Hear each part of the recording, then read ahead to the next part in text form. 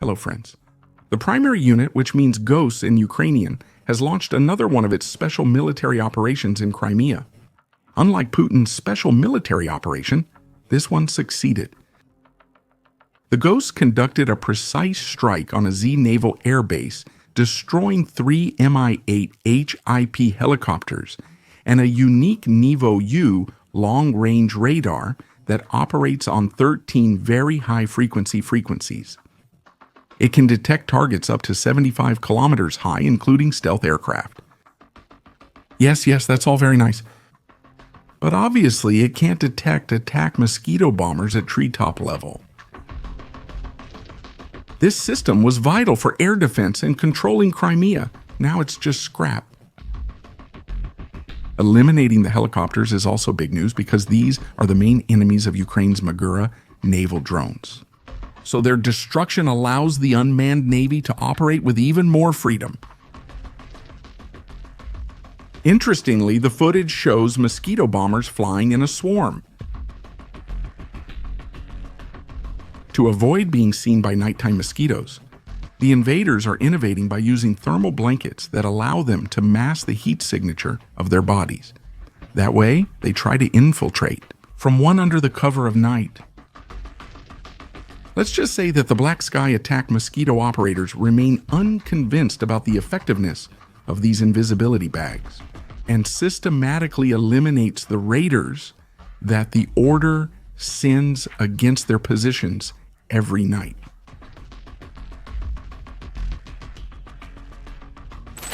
This is the record of an unusual hunt for a Russian Buk M, one air defense system by the Lazar Unmanned Systems Unit.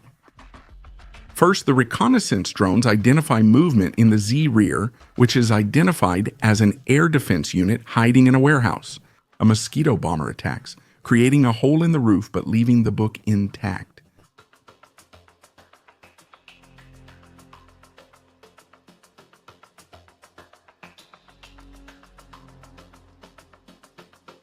Which flees once the bomber runs out of bombs. The defenders deploy an attack drone that tracks its target but crashes into it without detonating, still transmitting video. To be able to finish the job, a new bomber, Baba Yaga, arrives and lands solid hits on the fleeing Russian, forcing the Buk into orbital launch mode.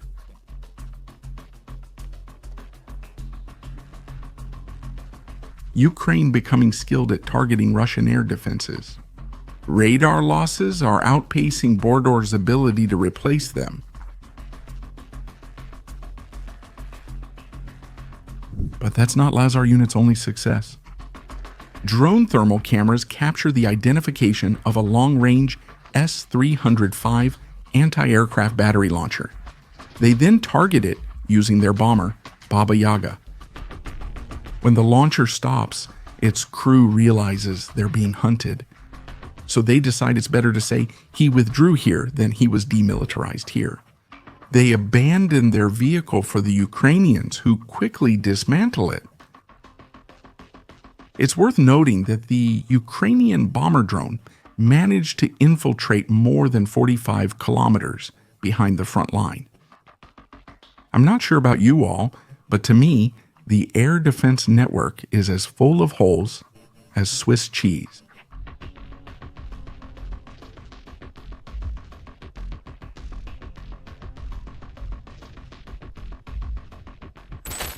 Hey, can we take a break? As we cover these events, you can support us through the links in the description to help our work continue. If you enjoyed the video, please subscribe and like. There's still some humanity left on the front. A mosquito bomber identifies a group of orcs hiding in a forest, and it starts working methodically with its grenades. After demilitarization, one tourist decides to quit the invader job. He indicates that he's an officer and that he's willing to surrender. Believing he could be an officer, the drone operators accept his surrender and guide him to the infantry positions. You can see the orc is worn out from blood loss. They send him food and water to revive him, allowing him to continue his journey. until he finally reaches his destination and surrenders to the defenders. Hopefully, the information he can provide is worth all the air shipments that were made to him. This footage shows 2 Interceptor drones simultaneously pursuing a Butler's Lancet loitering munition, turning it into a cloud of chaff as soon as they reach it. The Interceptor is a new airplane-type drone, the one closely followed by a colleague ready to attack the Horde's Vulture if the first fails. A reconnaissance drone records all the action. This reveals the Mosquito bomber's density on the front line, holding back the Z-Horde with violence and efficiency. Look, how cute! Ivan sends us a big Z smile in the last selfie he took with the help of a Ukrainian attack mosquito. I sense that smile hides sadness from not being home, drinking vodka during a snowstorm. At least he's smiling. This one looks angry because he's calling technical support from the Horde.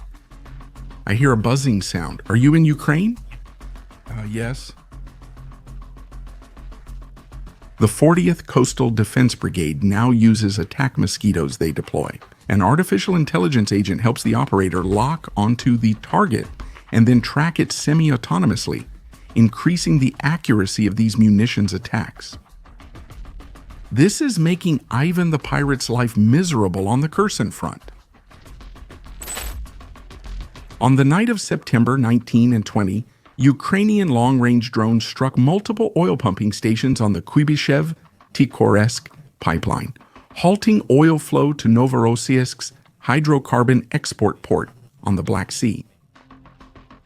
The attacks affected the Sensevatka and Sovkosnaya 2 stations in the Volgograd province, as well as facilities in the Samara province, causing fires and operational shutdowns that disrupted Russia's crucial oil exports. This pipeline is a vital artery for transporting Russian oil intended for export. This business generates billions of dollars in revenue that finances Putler's invasion of Ukraine. On the technology front, during the Brave One Defense Tech Valley 2025 Defense Technologies Fair, it was presented on September 19 in Kiev. 3 operational Toloka underwater drones, 412 meters long.